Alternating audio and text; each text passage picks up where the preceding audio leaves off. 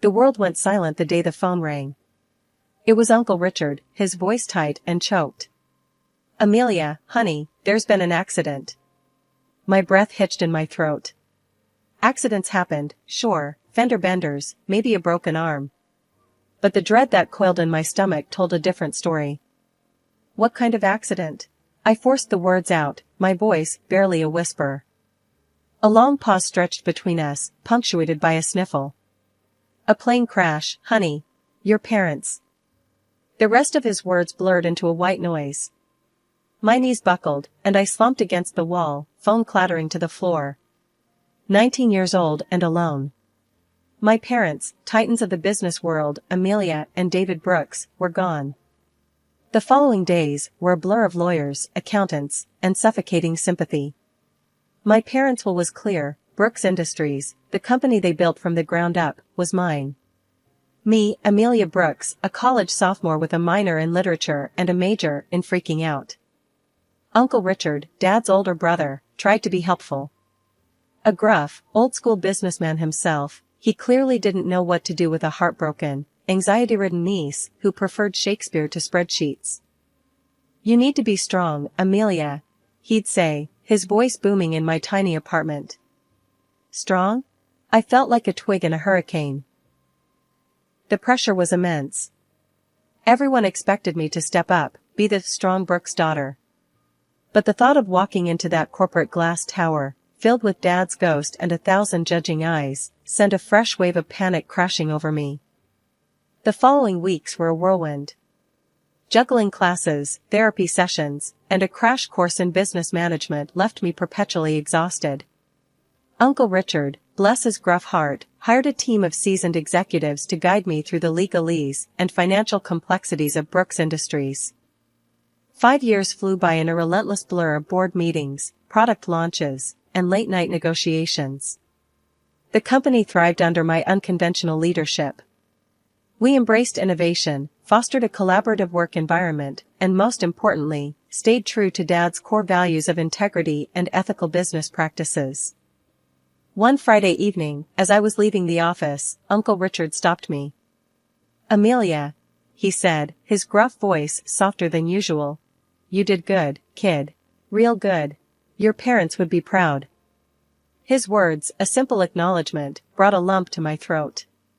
Maybe, just maybe, I wasn't just keeping the company afloat. Maybe I was actually making a difference. Maybe it was time for a break. Maybe it was time for Hawaii. Hawaii was supposed to be pure relaxation.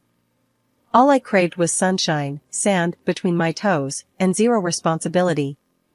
For the first few days, I reveled in sweet idleness.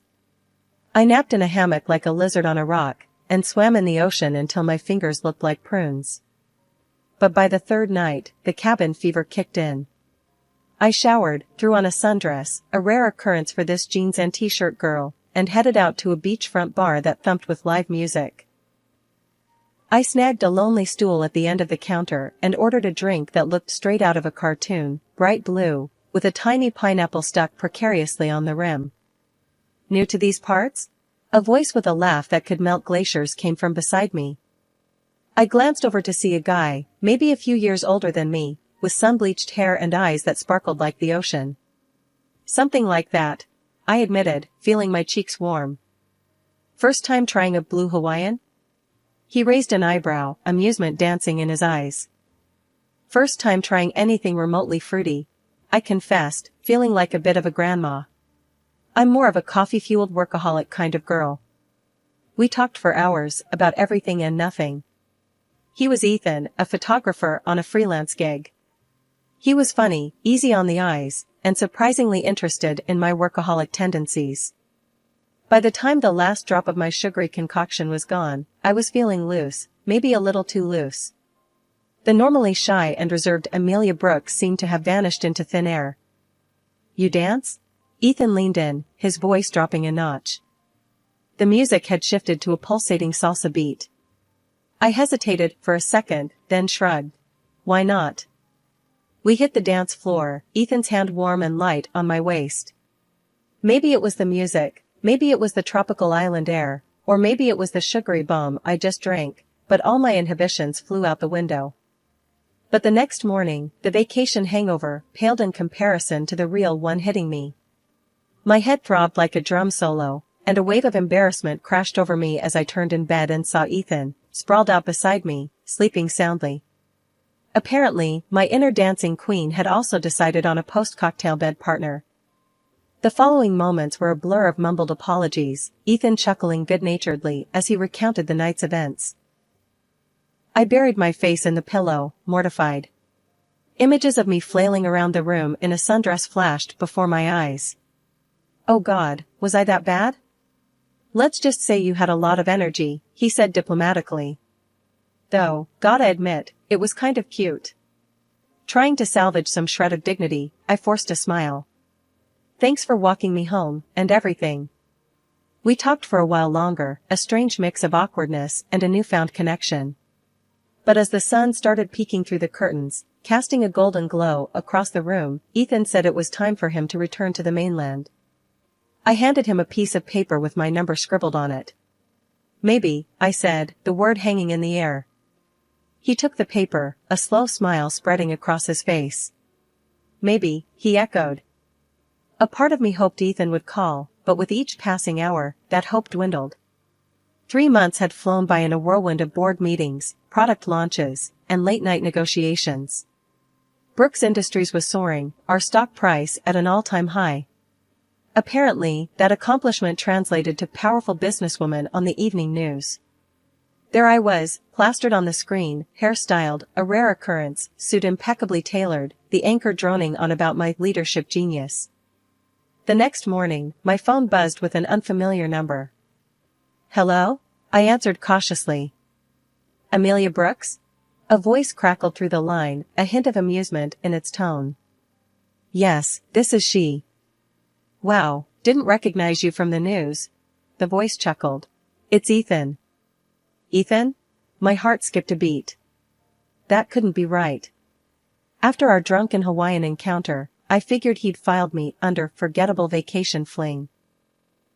Hey, I said, trying to sound nonchalant. Fancy hearing from you. Fancy seeing you too, he replied. Listen, I'm in town for a couple of days, and I was wondering if you'd be free for dinner? We made a reservation at a fancy restaurant downtown, a place I'd only ever seen in magazines. When I arrived, my stomach did a nervous flip-flop. Ethan was waiting at the bar, looking like he'd stepped out of a men's fashion catalog, perfectly coiffed hair, crisp white shirt, the kind of designer suit that probably cost more than my entire wardrobe. Next to him, in my jeans and trusty work blouse, I felt like a sparrow in a room full of peacocks. A wave of self-consciousness washed over me. Had I misread the whole thing? He spotted me and a wide grin lit up his face. He stood up, his smile turning apologetic. Hey, sorry, he said, gesturing to my attire. Didn't mean to scare you off with the fancy digs. Work thing, you know? I forced a smile. No worries, I said, trying to sound confident. Work dress code for me is more comfort over couture. The rest of the evening was a blur of conversation, peppered with nervous laughter on my end. Ethan was charming, funny, and surprisingly interested in my work. So, he said, leaning closer as we finished our dessert, I know this might sound crazy, but I really enjoyed our time together, both in Hawaii and tonight. I was wondering, would you like to, maybe go out again sometime? Properly this time, without the tequila-induced dance party? A wave of happiness washed over me. Maybe, just maybe, this wasn't a dream. Maybe, just maybe, I'd stumbled onto something real. I'd like that, I said, a genuine smile gracing my lips. A few months zipped by in a whirlwind of adrenaline-pumping adventures, candlelit dinners at fancy restaurants, and late-night talks that stretched into the early hours. Ethan was the perfect antidote to my high-pressure world. One crisp November evening, curled up on the couch with a glass of expensive wine, Ethan got all serious on me.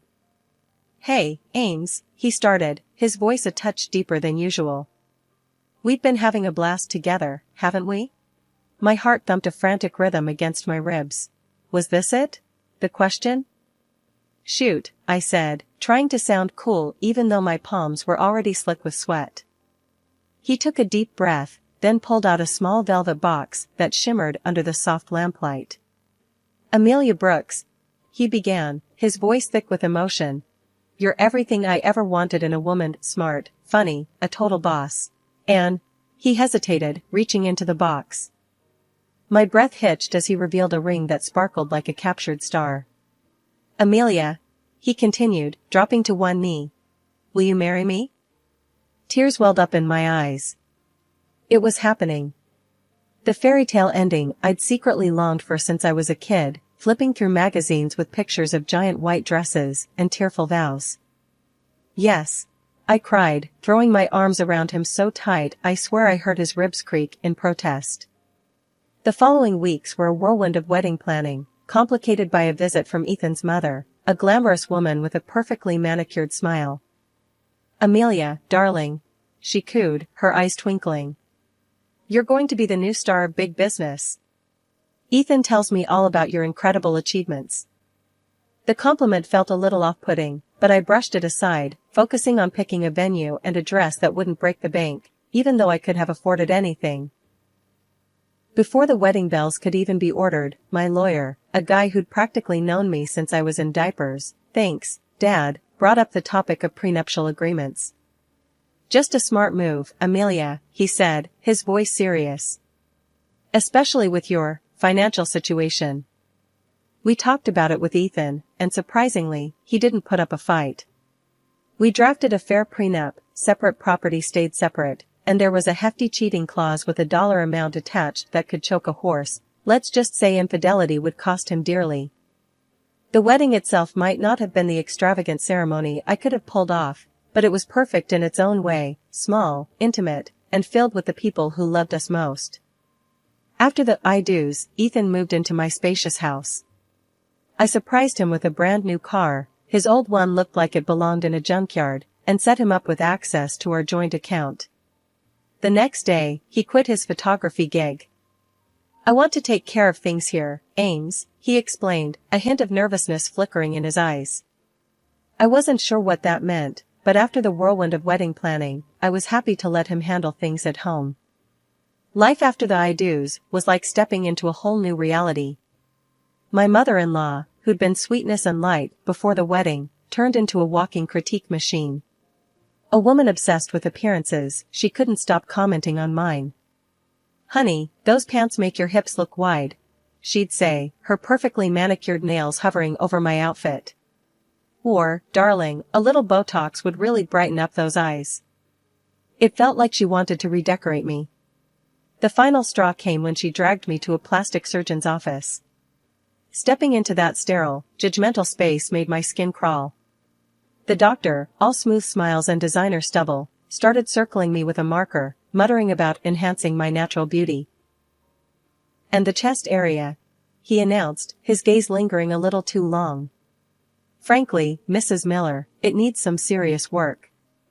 That was it. I washed my face in the bathroom, mascara stinging my eyes, and stormed out. My mother-in-law caught up with me in the lobby. Amelia, darling, where are you going? Don't you want to discuss the doctor's recommendations?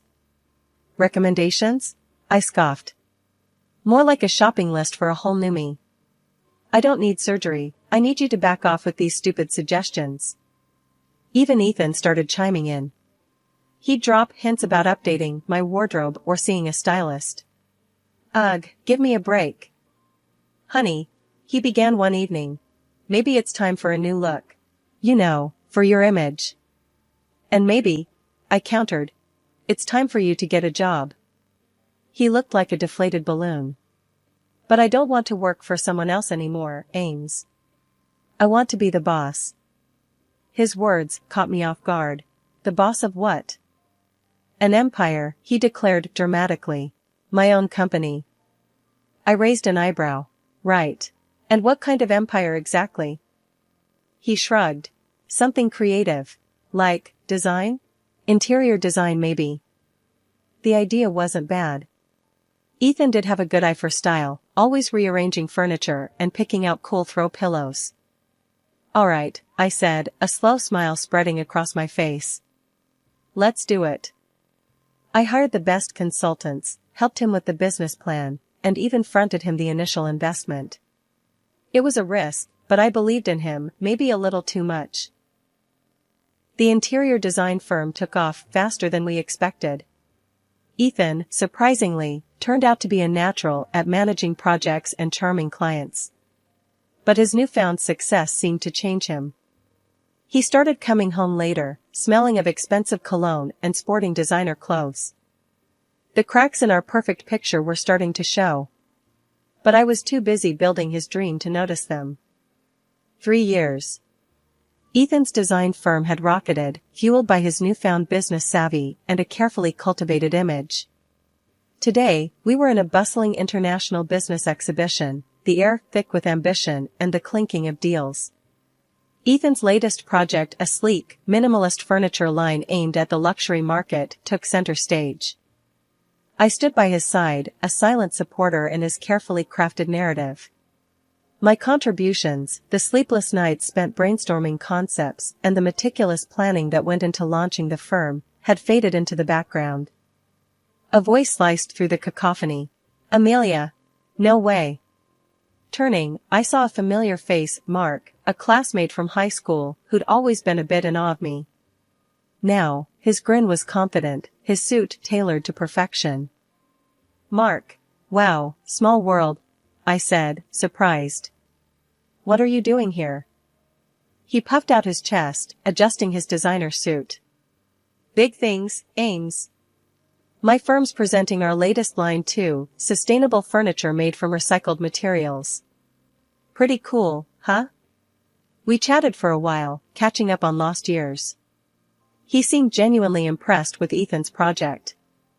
This stuff is slick, Amelia, he said, running his hand over a sleek armchair.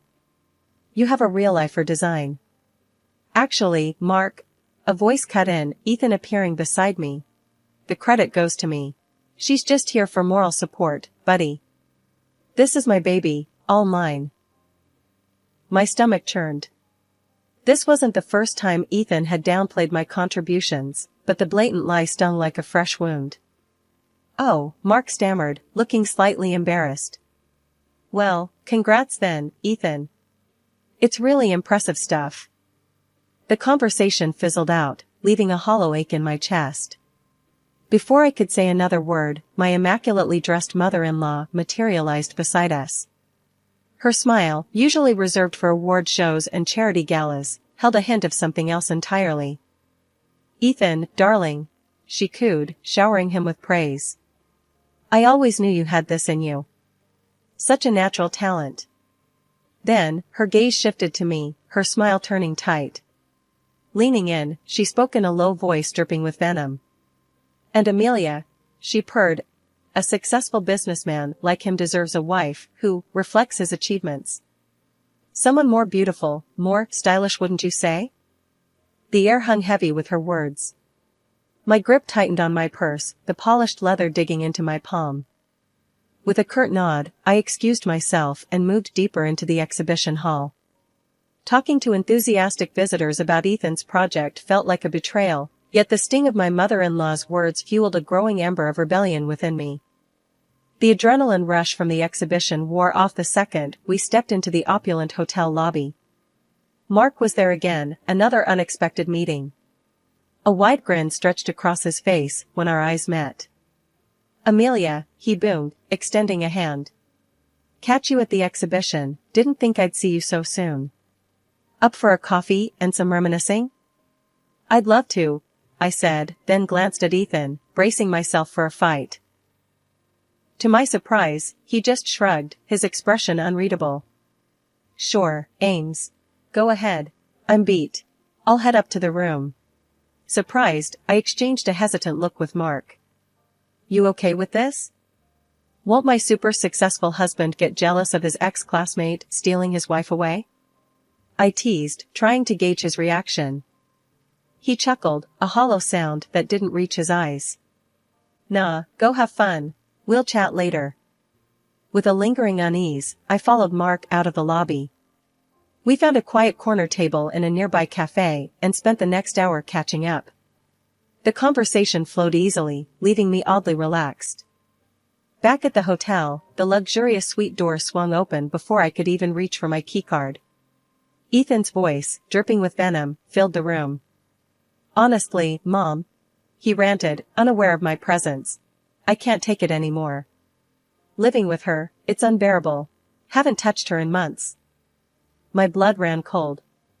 My own husband, the man who'd vowed to love and cherish me, was talking about me like I was some kind of disease. "I know, darling." Cooed a voice, his mother's, laced with false sympathy. "But you have to be patient. The plan is working." "A plan? What plan?" My mind reeled, piecing together fragments of their conversation. "That stupid interview almost ruined everything," Ethan continued, pacing the room. "That's the girl from Hawaii, isn't it? The one with all that dough? Why did I ever tell you?" The pieces clicked into place.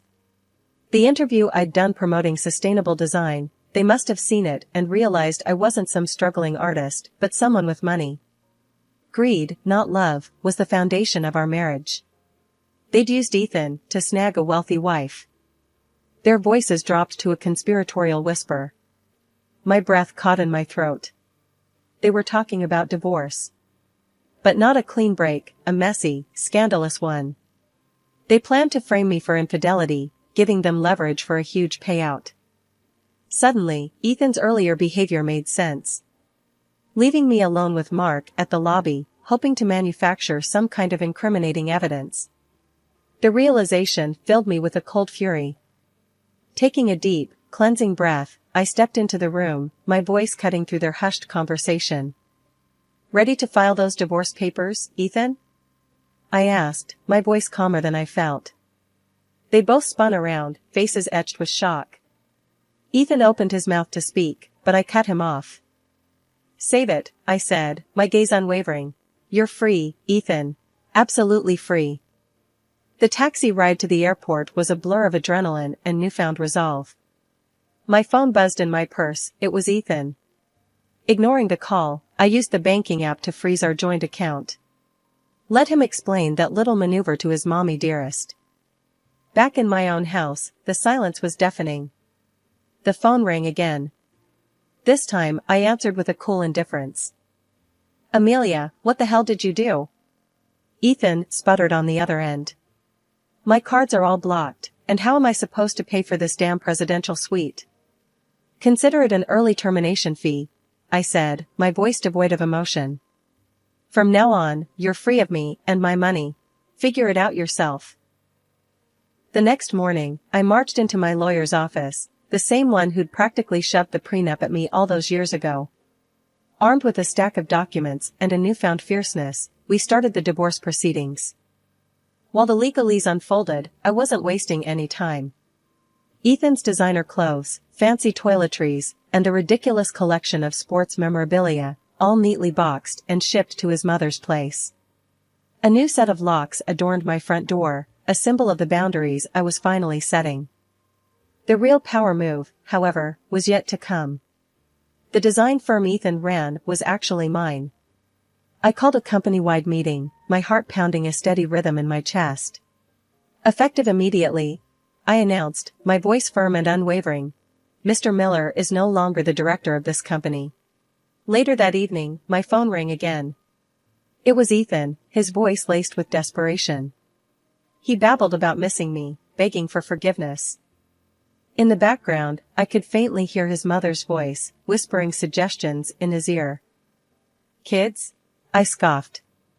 "Seriously? You think that'll buy you back into my life? Find another rich fool to play your games with, Ethan. I'm done." He stammered something about the car, the one he'd always claimed to love. "Bought with my money, honey," I said, a satisfied smile spreading across my face. "So consider it another perk of your short-lived marriage." Hanging up, a wave of exhilaration washed over me. I'd learned a harsh lesson, but one that would forever change me. The divorce was finalized swiftly, the prenup ensuring Ethan didn't get a dime. With a newfound lightness in my step, I reached out to Mark, my old classmate. We grabbed coffee, catching up like no time had passed. Maybe it wasn't love at first sight, but who knew where this new chapter might lead.